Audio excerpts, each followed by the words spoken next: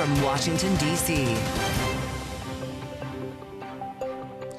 Tonight, Vote-a-Rama. A marathon session is underway in the United States Senate, with lawmakers plowing through a wave of amendment votes on a sweeping immigration enforcement bill. We'll speak with Senators Coons of Delaware and Pete Ricketts of Nebraska this hour.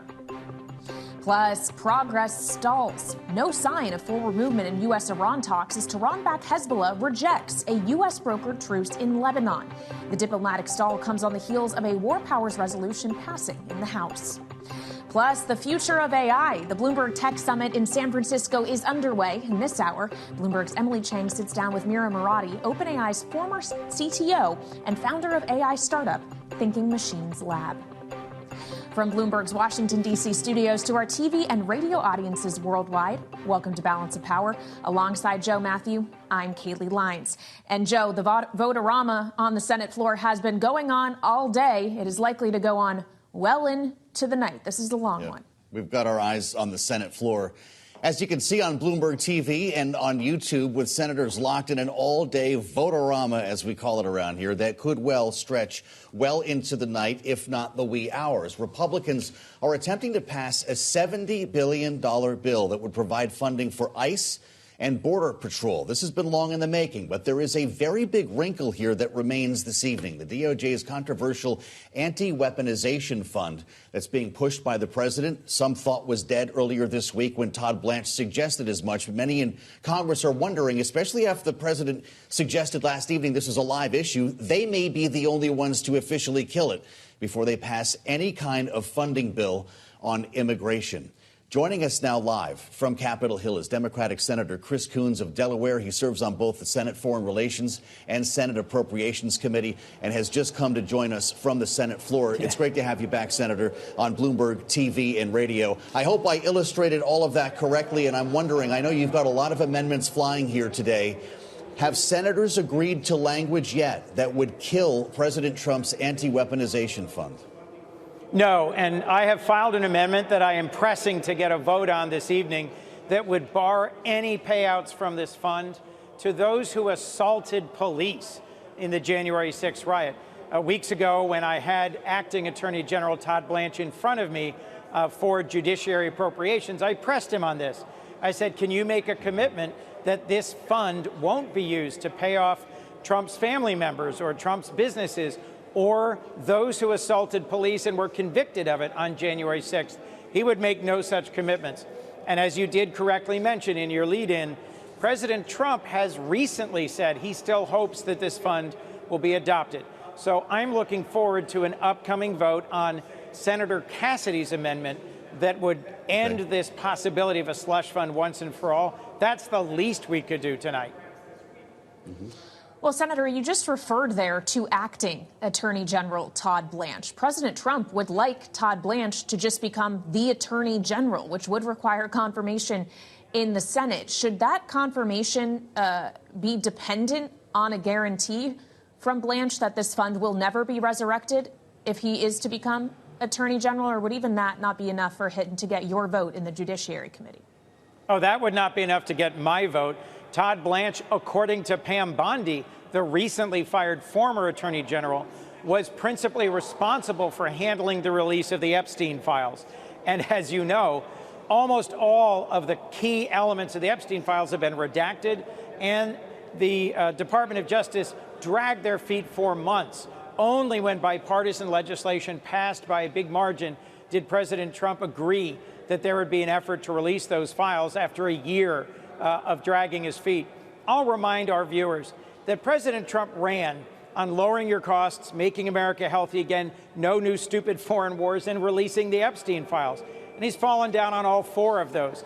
War in Iran, gas and groceries going up, America less healthy, health care being cut for millions, and this Epstein file issue. So for me, that's a core concern in addition to this weaponization fund, championed by Todd Blanche, President Trump's former personal attorney, who I think would act too much as President Trump's personal attorney were he confirmed for Attorney General. Can I ask you, Senator, as this Vote-a-Rama continues, we've seen a lot of commotion on the floor and a lot of meetings in John Thune's office, and I'm sure you've been in the cloakroom more than once today. Are Democrats involved in talks around these amendments in real time? Well, we're involved in which of our amendments will get a vote, and some of us are involved in talking across the aisle with our Republican colleagues about this weaponization fund and other issues. I have real concerns about the whole bigger picture. Why are they trying to jam through on a straight party line vote $72 billion more for ICE and Border Patrol when we Democrats would have been willing to support more funding if they adopted reasonable reforms?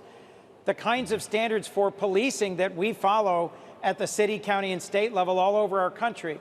After the tragedy in Minneapolis, where 2 American citizens were killed on TV and in cold blood by out of control and insufficiently trained and managed officers, we demanded a few simple common sense reforms.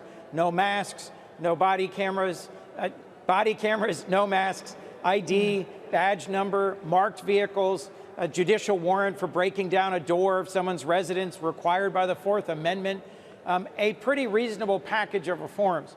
And instead of accepting those, Stephen Miller and President Trump, Stephen Miller is his domestic policy advisor who is such a hawk on mass deportation, insisted on this approach: more money, no accountability. Well, as you speak of reforms, Senator, many on both sides of the aisle, frankly, have called for reforms to Section 702 of the Foreign Intelligence Surveillance Act. And it was our understanding that there was a bipartisan agreement in the Senate to extend FISA for 3 years. But there is now suggestion that maybe that shouldn't go forward so long as Bill Pulte is going to be the acting director of national intelligence. Where do you come down on that issue? Well, I have 2 concerns about this very powerful surveillance tool and the ways in which it has misused in the past. Kash Patel and Bill Pulte. Under the Biden administration, we reached a bipartisan compromise that required reforms in how this very powerful surveillance tool is used, and in transparency and accountability about how it might be misused to surveil American citizens. Knowing with confidence that those reforms are being followed is key to my supporting extending 702. And Bill Pulte is a private equity guy, a home builder. He might be qualified at those 2, but he has no experience or background in intelligence and national security. The statute requires the Director of National Intelligence to have that background. And I'll remind you, the position was created after 9/11, when a bipartisan study concluded that intelligence mistakes, the siloing and the isolation of different streams of intelligence from each other, led to an attack that we could have seen coming. So the Director of National Intelligence is not a position that should be held by a partisan. And what Bill Pulte has demonstrated in his role leading the country's mortgage agencies is a willingness to use non-public mortgage information to try and go after President Trump's perceived political enemies. That's not the sort of person with that sort of record who should be leading our nation's intelligence services, even for a few months. Says a lot about the news cycle we're in, Senator, where we haven't even talked about Iran yet. And from your perch on the Foreign Relations Committee, I'm wondering your thoughts on what the president said this week, that the Strait of Hormuz could be closed through Labor Day. Are you prepared to accept that? Well, look, the Strait of Hormuz was not closed more than 3 months ago when President Trump launched this war of choice against Iran. And one of the real challenges has been getting a straight answer. I'm the senior Democrat on defense appropriations. And Secretary Hegseth, when I pressed him on this, couldn't give a clear answer about the strategy for reopening the strait. And President Trump and Secretary Hegseth have given repeated and conflicting arguments for why this war was necessary. Is it a war of regime change? That's what President Trump said and killed the Ayatollah. Now we have his son, Ayatollah 2.0, who's more extreme, less likely to come to a deal with the United States, more emboldened by the IRGC to repress his people. Was this about ending or preventing any future Iranian nuclear enrichment? Well, we haven't made any progress on that part after more than 3 months of war. Was it about sinking their Navy or attacking their ballistic missiles? That there was success in, but they still have dozens and dozens of light, fast attack craft, the ability to still put mines in the Strait of Hormuz, and thousands of lethal, cheap drones that the Iranians have used to attack our bases, our embassies, and our allies, and the oil and gas production capabilities of countries from the UAE to Qatar to Kuwait to Saudi. So if that strait is closed through September, you better be ready for gas to go up another 30%. I was just home in Delaware all last week. The principal concern I hear from folks is the everyday concerns about the cost of gas and groceries, housing and health care, and the fertilizer that goes through the Strait of Hormuz, the inputs, and the gas and oil that goes through the Strait of Hormuz. If that's cut off for 6 months, that guarantees we're going to see higher prices and higher inflation.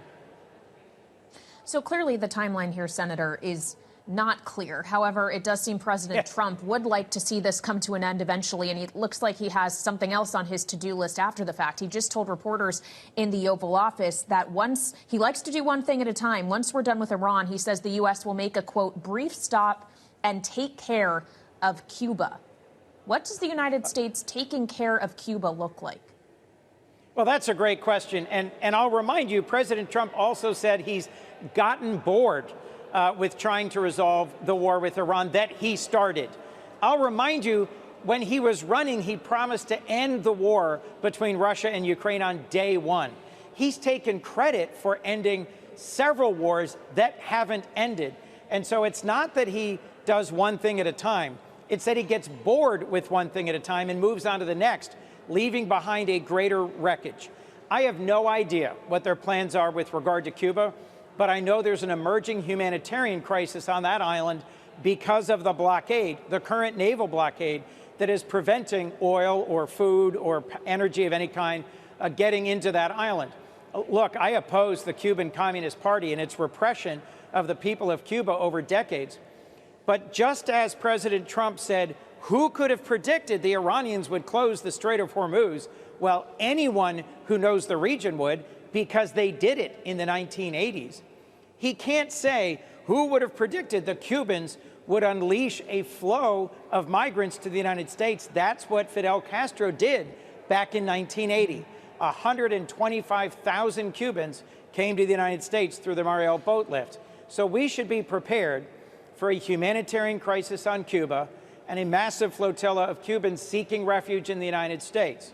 And my question is, given that President Trump and Doge, Elon Musk's misadventure, laid off many of the people at USAID most capable of dealing with a humanitarian crisis, of dealing with a refugee disaster, what are their plans? And what does he mean by taking care of Cuba? And will they advance democracy? I just pressed Secretary Rubio yesterday on what's the path forward in Venezuela. Is it just about getting their oil, or is it also about advancing democracy? That's the sort of goal that we should all be pulling for, and it's utterly unclear what their plans are in Venezuela, in Iran, with regards to Ukraine, and in Cuba. Clear as mud. All right, Senator, thanks for joining us. Democratic Senator Chris Coons of Delaware. We appreciate it. Live from Capitol Hill. And now we want to go live to San Francisco, where the Bloomberg Tech Summit is taking place. And Bloomberg's Emily Chang is in conversation with Mira Murati, the co-founder and CEO of Thinking Machines Lab. I think the integrity, character, values of the people matter a lot, because there are a lot of decisions, micro decisions you have to make every day, and you have to trust your team that they're making the right calls. And I do think there's plenty of focus on that, and that's great. Where there is less focus is sort of like the institutional design, decision-making, transparency, increasing the level of agency that people have to actually decide for themselves. So it doesn't have to be like an authority that says, you know, this is safe, this is good, stamp of approval, but each person can sort of weigh for themselves what works for them. And I think the way that we're going about building AI systems today is just very concentrated. And it's a part of the legacy way because, you know, we didn't have real world data and experience. The only way to advance AI was sort of in silo and in a vacuum. But I think, today it's a different time to build, where we can actually learn a lot from the capabilities, tensions, limitations in the real world, and use that data and information to actually steer the direction of research. Mm-hmm. And this enables people to actually think for themselves. Like, often people will ask me about, ChatGPT and how the impact of all of that. And of course, it's magnificent from a technology perspective. But I think the most important aspect of, or impact of ChatGPT was bringing AI in the public consciousness. Mm-hmm. And people, everyone kind of understanding what it is by interacting with it versus being told what AI can do and what the capabilities and limitations are. What do you think the AI this moment demands of a leader? And should we trust the leaders in power right now? Should we trust Samuel?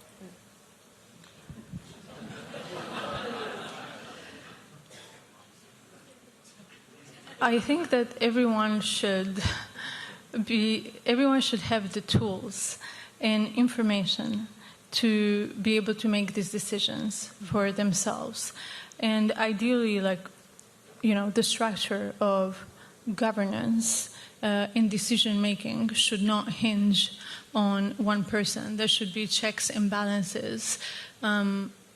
I think it's very important who is working on the systems and, the character of people. But I do think that the conversation gets too wrapped up there and not enough thinking more broadly about checks and balances in the system. Because even people that are well-intentioned, they can make mistakes and they can misestimate the consequences of making a call. And so morality is not everything. You have to think about actual, decision-making structures and transparency and governance. And these are all complicated things. And to get as many people involved in these things as possible, you actually have to share the knowledge.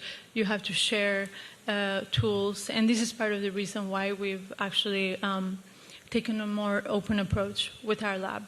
So that was my next question, which is, how is everything that you've learned shaping what you're building at Thinking Machines and how you're building and the culture that you want to create?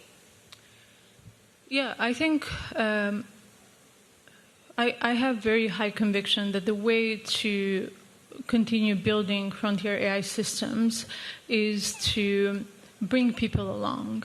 Mm-hmm. And to have humans in the loop, actually having humans in the loop doesn't quite describe it, because it sounds like a checkpoint where we're signing off something and then you're good to go. It's more like creating systems that are not just autonomously advancing and leaving civilization behind, but are more like a tandem bike where, you have both people are pedaling. But when you're going up a hill, maybe whoever is stronger is pedaling harder, but both hands are on the wheel, and that's quite important because that's a different system. It's a system designed for collaboration, and that's what we're trying to build with Thinking Machines, and I think it's quite differentiated, and I hope that it will increase the level of agency that people have, and also it will help us steer the research direction towards creating outputs that are more value aligned. And so you also get alignment as a result of this approach, in addition to usefulness, actually creating technologies that are useful in the real world. You've hired a lot of top talent. We've reports of 9-figure deals. There have also been some high-profile departures. How would you describe the war for talent? How brutal is it, and what should we... All right, our thanks to Bloomberg's Emily Chang and Mira Murati, the co-founder CEO of Thinking Machines Lab, speaking live in San Francisco. Our tech summit continues, and we're keeping our eyes on things there for you. Divergence was the word today on Wall Street, with a rotation out of some chip makers today, prompted by losses in Broadcom following earnings last night, and in other sectors like financials and healthcare.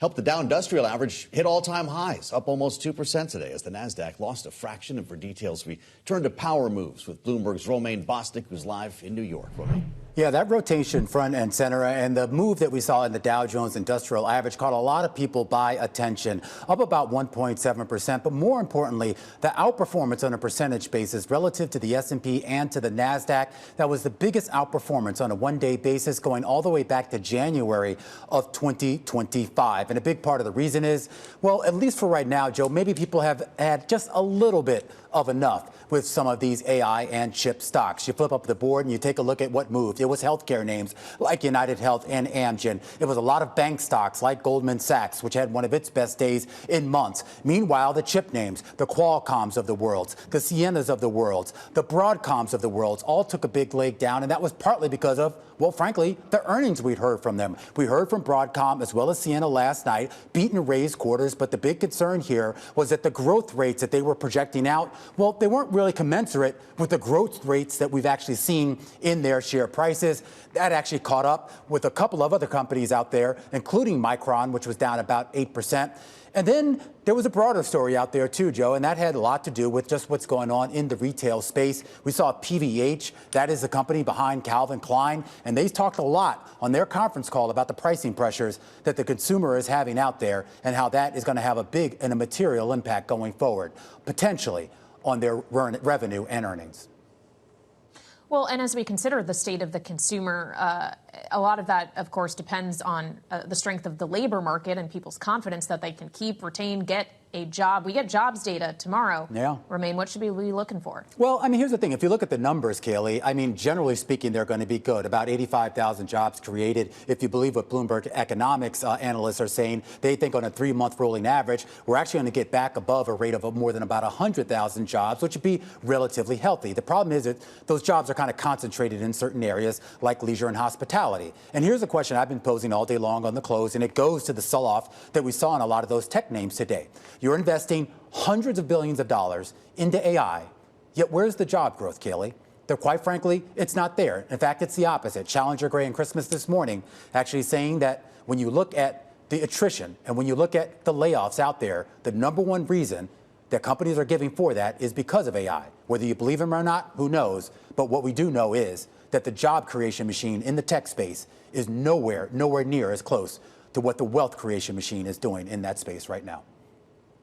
A very good point. It speaks to one of the challenges facing this economy. Bloomberg's Romaine Bostick, thank you so much. Of course, another challenge that the global economy is facing is the ongoing closure of the Strait of Hormuz, as we're still looking for some kind of resolution between the U.S. and Iran. The president did provide this update about the state of the conflict and negotiations when speaking from the Oval Office earlier. Listen.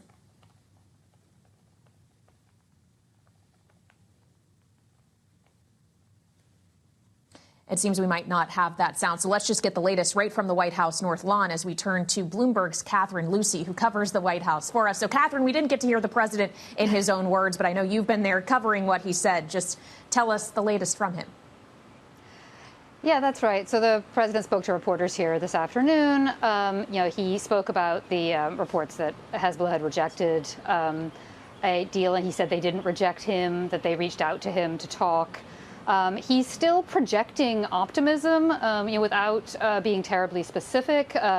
He did say today that the U.S. would win either militarily or on paper.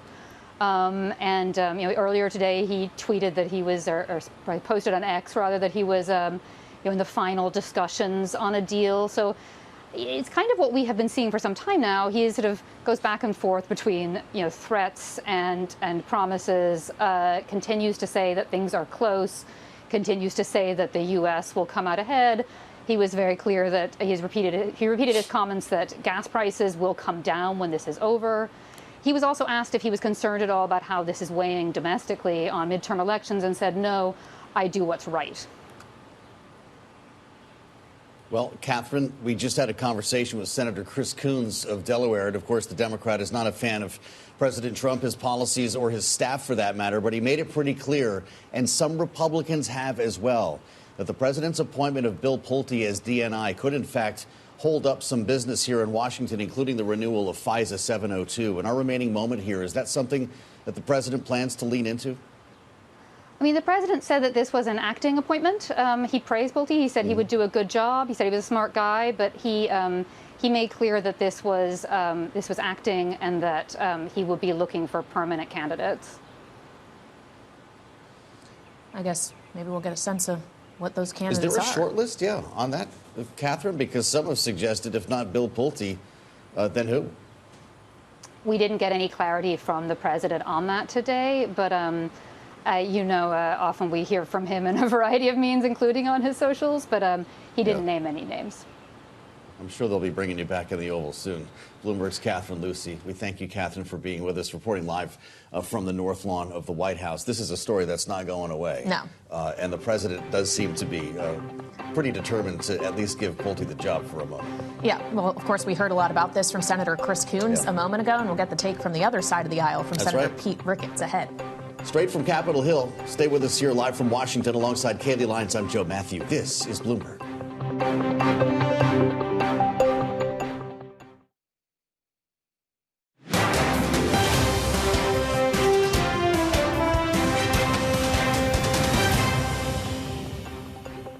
This is Balance of Power on Bloomberg TV and radio. Alongside Joe Matthew, I'm Kaylee Lyons.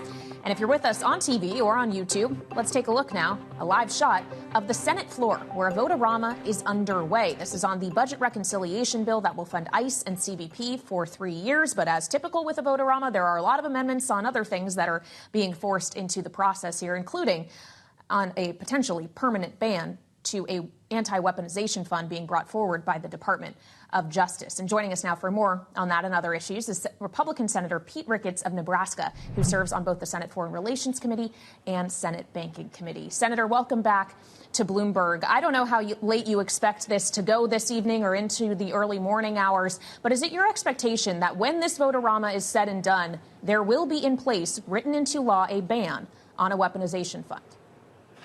This bill that we're voting on right now is solely about funding ICE and Border Patrol. That is all we are going to do. We are going to vote down all the amendments that have to relate to anything else that don't have to do with national security, because that's what this is about, making sure we have our national security, basically prepared for by paying our ICE agents and our Border Patrol agents. That is what this Vote-a-Rama is all about. So I guess the follow-on question is, I guess your or no vote on these resolutions that Kaylee described to kill an anti-weaponization fund. Correct me if I'm wrong. Can this pass without it? So this cannot pass with it. Because of our rules, if we attach anything else to it, then it takes down the privileged status of the reconciliation bill and it will not be able to pass. So the money that goes to pay our ICE agents, our Border Patrol agents, depends on making sure we pass this. We cannot attach anything that isn't related to national security about this, or else it, again, takes away from the privileged status. So even if the amendment passes, the parliamentarian would not allow it, is your point? What happens is if an amendment passes, then we move to a 60-vote threshold to be able to pass the bill, and the Democrats aren't. The Democrats are stuck in their whole defund the police, anti-law enforcement, all that sort of stuff. They're so beholden to their far left wing, they can't even get out of their own way. And so they won't vote for anything that has ICE funding in it. We tried to negotiate something with them on getting some reforms. At the end of the day, they came back and said, well, at the end of the day, we just can't vote for anything that has to do with ICE. So sorry, we can't do any reforms. So that is the problem. The Democrats just won't vote for anything that has to do with ICE or Border Patrol. Okay, well, Senator, I hear you on your belief that Democrats don't want to vote in line with law enforcement here. However, when it comes to the anti-weaponization fund, some of the criticism Democrats and even a few of your Republican colleagues have voiced is the concern that money could be paid out to people who assaulted law enforcement officers. Do you not share in that sentiment? When it comes to the Democrats being concerned about assaulting law enforcement officers, that's a red herring. If they really cared about law enforcement officers, well, Republicans too. Your colleague Tom Tillis, for example, they would have voted to fund ICE and Border Patrol a long time ago. Senator Tillis was prepared to vote to fund ICE and Border Patrol months ago. Months ago, we were all ready to do that in December. And it's the Democrats who have been holding this all up because they're beholden to their left wing and going, "Oh, I can't vote for anything that has to do with ICE." Okay, well, we've had a number of Republican lawmakers suggest some concern about that, and I realize that you don't have it, Senator, when it comes to the anti-weaponization fund. That said, What do you expect here? I've never seen a Vote-a-Rama take place in the light of day. Do you expect to get this done in the coming hours? We are trying something new by starting this during the daytime, and I do expect that we'll be able to wrap it up at an earlier hour than we have in the past. I think the last one wrapped up around 4 o'clock in the morning, maybe it was 3:30 a.m., something like that. So I think that we can get it done sooner. It just depends on how many amendments people want to offer and when those amendments run out.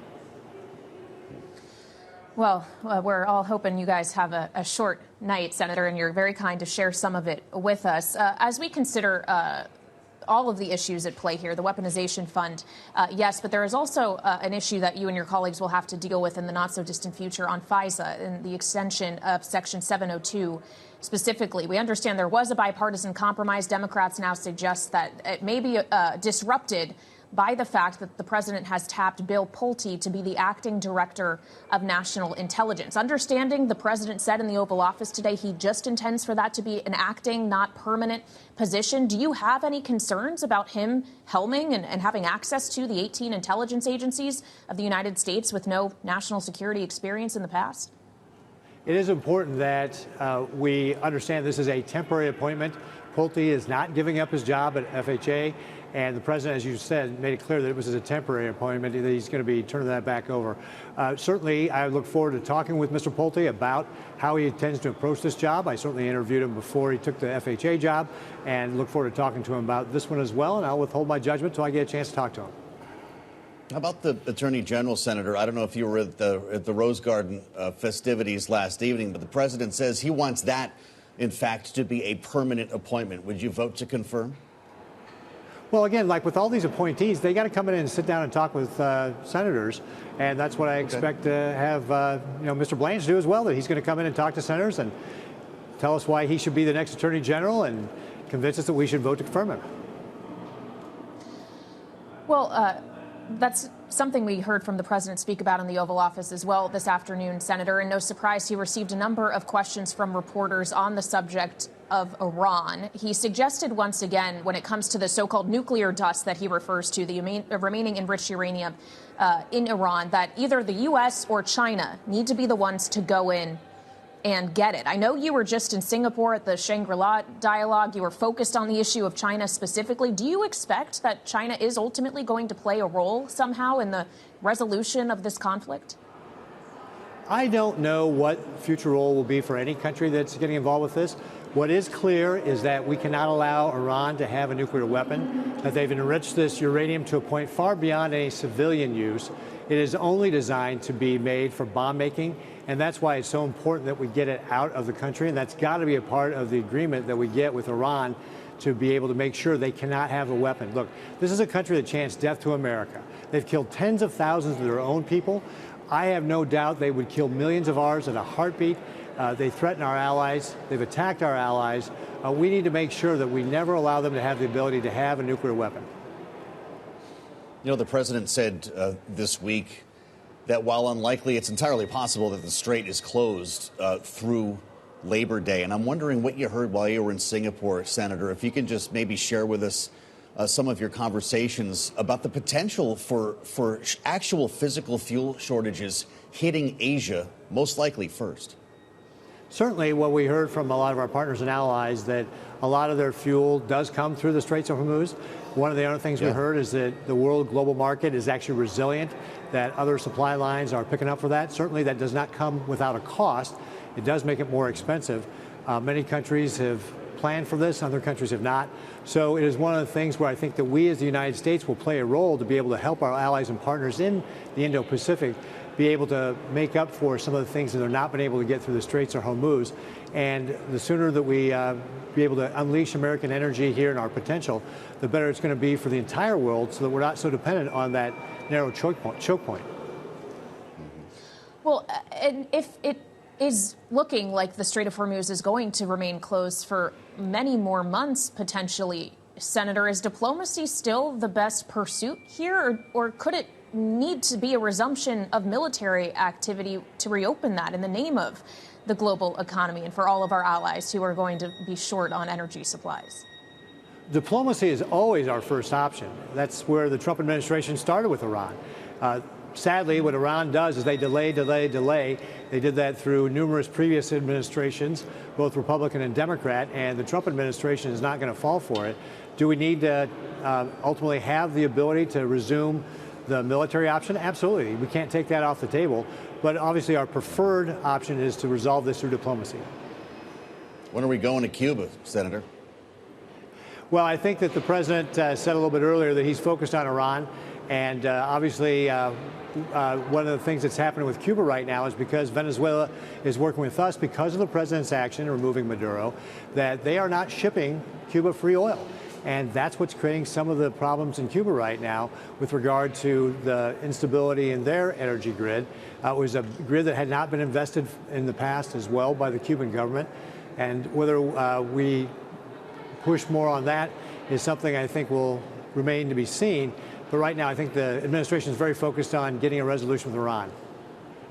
Well, we appreciate you're leaving the floor for a while for us, Senator. Good luck with the Vote-a-Rama. We'll be tracking the progress from down the street here at Bloomberg. Republican Senator Pete Ricketts of Nebraska, we thank you for the conversation. Coming up, we'll continue our conversation on the latest action on the Hill when we assemble our political panel next. This is Balance of Power on Bloomberg TV and radio.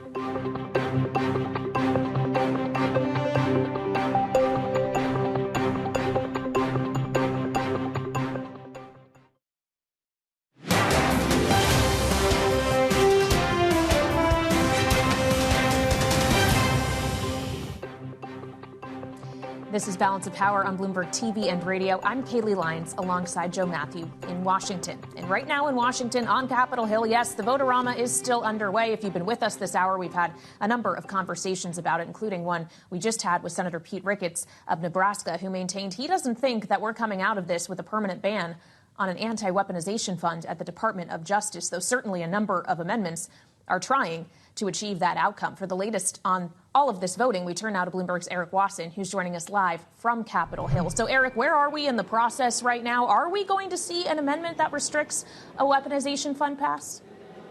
I really don't think so. There was sort of a safety valve. Tom Tillis of North Carolina offered one, but it would provide money for J.D. Vance's anti-fraud efforts. The Democrats all voted against that, but then that created a free vote for 10 to 15 Republicans to vote for it. That means they can go back to their states and say that they tried and show that they were opposed to the idea of the weaponization fund.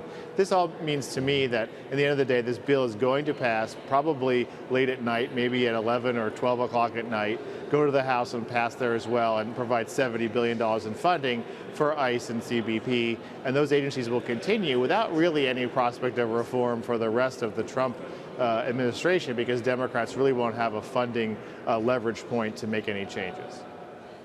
Give us a sense of the drama behind the scenes earlier today, Erik, when Senator Bill Cassidy, the Republican who crossed Donald Trump and seems to be ready to cross Trump right back, decided not to go along with Chuck Schumer on his amendment to rule out or kill an anti-weaponization fund. Was there a deal that was made? What brought the vote? My read on that, and we did see him talking with the parliamentarian, was that he was working with his leaders to see if an amendment, to strip or to sort of limit the weaponization fund could pass muster by the parliamentarian. I think that effort has clearly failed, as Senator Pete Ricketts was just saying. There's this whole issue that if the amendment succeeded, it would poison the rest of the bill. That's a very powerful argument for leaders to take to their members and say, look, the parliamentarian has basically said this is not germane. It turns it back from a reconciliation bill, which passes at 50 votes, to a normal bill, which passes at 60. There's no way Democrats are going to fund ICE. I think that the leadership is going to be able to sew this up and get it passed for that very reason. Okay, so then it becomes a question of whether House leadership can do the same. Yes, it is a party line vote. It just requires a simple majority. We know those can be hard to come by in the House of Representatives. Are we going to see this fight litigated all over again, Erik? Yeah, I mean, nothing is guaranteed. But if you step back for a second, though, the administration has said they're going to withdraw this fund. They've also sort of given up trying to get the ballroom money in here. So in the grander scheme of things, even though if the bill text doesn't have it, they have gotten concessions. The GOP moderates have gotten concessions here, and, you know, politics is the art of compromise. I do think it will pass the end of the day. But again, like you said, it's a very short, close majority. We saw 6 Republican absences yesterday. I haven't had a good look at who's absent today, but, you know, it'll still be something we have to watch closely and see what they can pull it off tomorrow.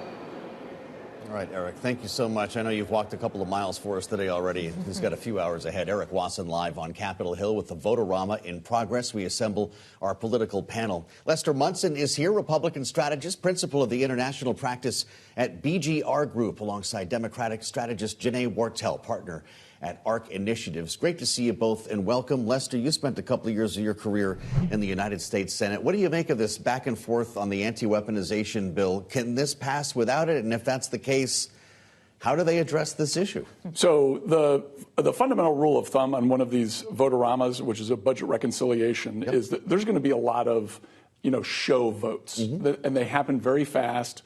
The policy behind them is not very well drawn out in the legislation. These are things that are going to be used in political ads later in the year.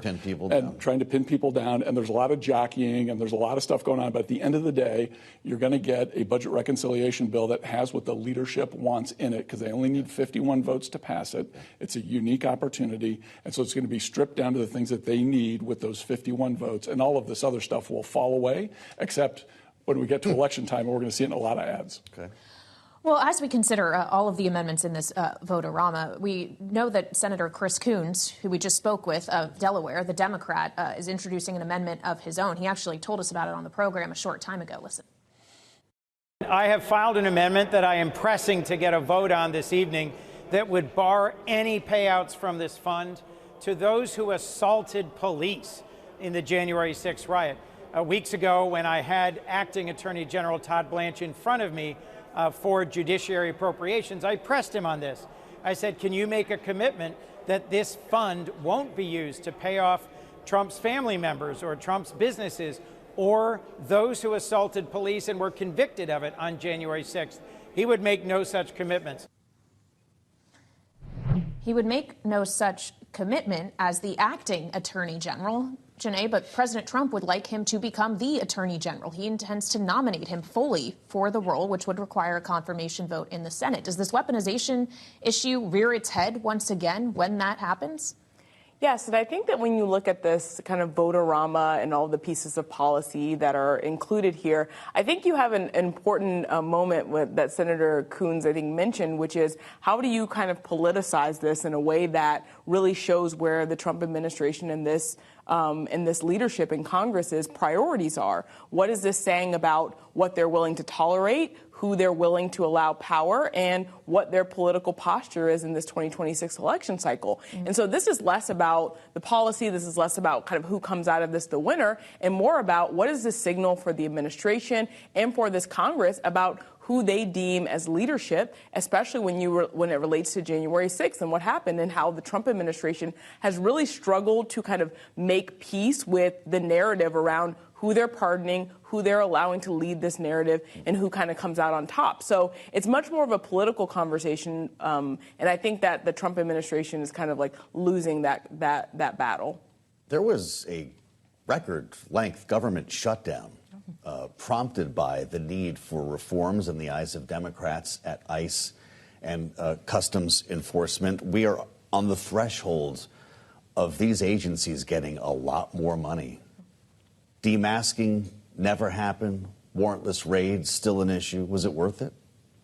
Well, look, I think that Democrats have really made their positions clear here. I think they've really tried to hold the line in helping the American people see what putting forth this funding will mean for these lawless agencies. And I think where Democrats are really winning in the conversation is saying, listen, the funding is not just about withholding funds to run the government. It's about funding these agencies that we've not been able to rein in. So when you look at kind of where Democrats have really taken the conversation on the campaign trail, I think they are winning the war on this policy to say, hey, funding means funding lawless agencies and not just the government. Yet these agencies are about to get more money than they've ever had. Yeah, $70 billion worth of it on top of the money allotted already in the first budget reconciliation package. Lester, I want to get your take on Todd Blanche as well. Do you think he can actually get out of the Judiciary Committee, which has Tom Tillis and John Cornyn on it, let alone be confirmed on the full Senate floor? Yeah, that's going to be some real Senate action, if you ask me, more so than this Vote-a-Rama stuff we're looking at today. There's going to be some real arm twisting.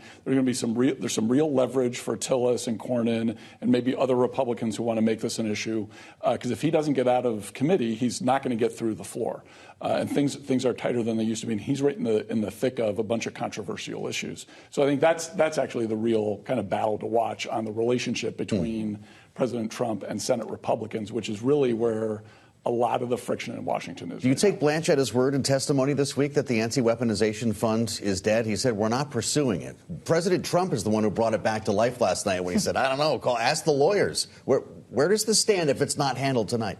I suspect President Trump is never going to admit that he did something wrong, or he's going to admit if he's somebody else did that. So you think it's dead? If someone else is going to kill it, he can say, well, I didn't kill it. That guy killed it. It wasn't me. That's more important for him, like his position as someone who is flawless here than the actual policy. So you take Blanche at his word, just to be clear. I suspect that's probably true. They know it's a political disaster of a maneuver, and I think they want to get out of this as quietly as possible. And Democrats are just going to talk about it as long as they possibly can, which is a smart political move because it looks so terrible. Well, speaking of things that don't necessarily look great timing-wise, the president also tapped Bill Pulte to be the acting director of national intelligence just 10 days before FISA Section 702 is going to expire once again, and a bipartisan agreement is needed to extend those spy powers, which the administration argues are necessary for national security. Is Bill Pulte going to tank FISA potentially next week? I don't think so. Or the issue of Bill Pulte, not the man himself. I don't think so. I think that what we've seen with the intelligence agency is they've, played like a political football with it, with Tulsi Gabbard and kind of how her kind of posture was toward kind of leading that agency. But I don't think this is a sunken ship. I do think we're going to see Democrats kind of push back here and really kind of like hold Republicans' feet to the fire. But I don't think it's foregone conclusion. We're pretty used to acting officials around here. Joe Biden had one parked at the Labor Department for a pretty long time. The first term from Donald Trump was no stranger to this idea. If they can't get confirmed, does the president just keep them where they are on an acting level?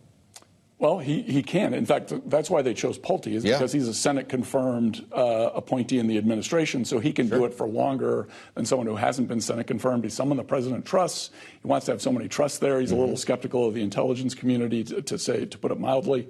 So it may, at the end of the day, under that logic, actually be a pretty good appointee. Wow. And if President Trump can persuade enough senators that it was a good idea, maybe he gets a job.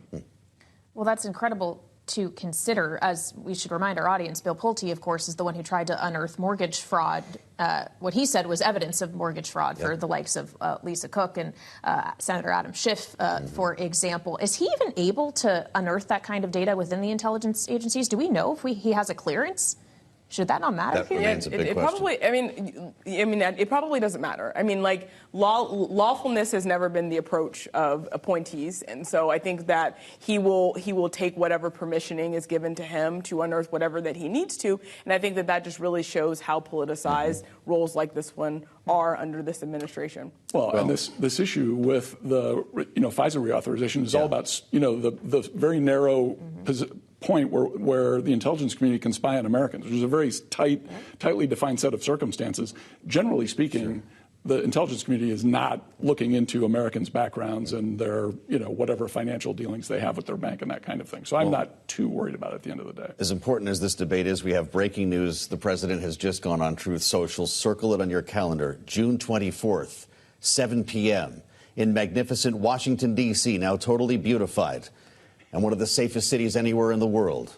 It will be the rally, he says, the greatest rally ever, special at every level. They've told the musicians to stay home, remembering this is America 250, or I guess it's Freedom 250 in this case. He will have Lee Greenwood with him, the amazing Christopher Macchio, who will sing Nessun Dorma, Hallelujah, Ave Maria, God Bless America, and others.